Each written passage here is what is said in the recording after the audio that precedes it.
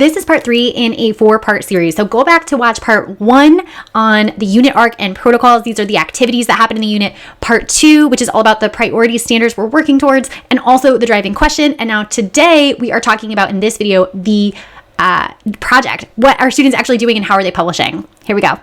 What we're going to do first is we're going to think about what the activist project is. What's the publishing opportunity or context for this? So how do we pursue truth and reconciliation?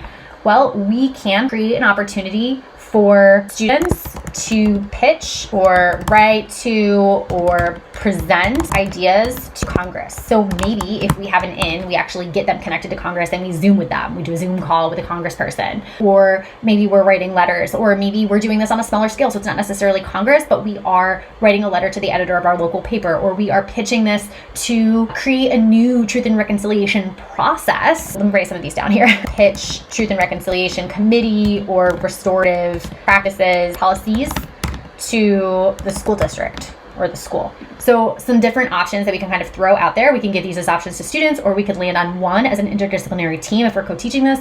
And then we figure out, okay, so from there, what are the ones we're presenting to students and what structures do we put in place to enable them to get to these points? So what connections do we have to connect them with a congressperson? Project format options, we can do a couple things. We could leave it completely blank and say, students, it's totally up to you. If you want to write a letter, if you want to create a slide deck, if you want to create a song, if you want to write a poem, if you want to present this through infographics, if you want to publish a resolution, however you want the format to work, you can create a documentary. You can list out some of those. You can give them these options or brainstorm with them as a class from scratch, which I love. Or you could just leave it completely open and give them some samples. So you could say, this is an option, but you have, you can do an artistic representation, which would be great if this was an interdisciplinary unit with a art teacher. But you can give options, or you could just have completely open.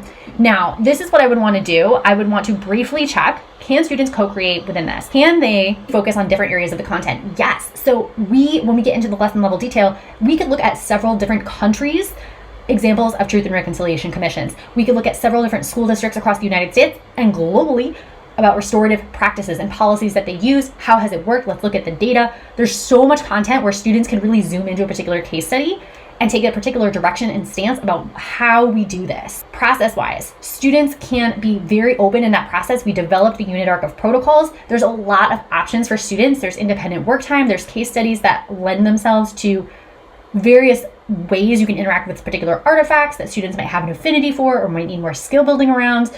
You have a lot of variation here that students can choose from. Also for product, if we leave it completely open or we just kind of present some options or a range of options, students can choose that as well. So this does feel, on a quick check, like we have a bunch of options here. You just finished part 3 of a 4-part series. So now get your butt on over to part 4. And if it's not out yet, get excited. It's coming next Wednesday.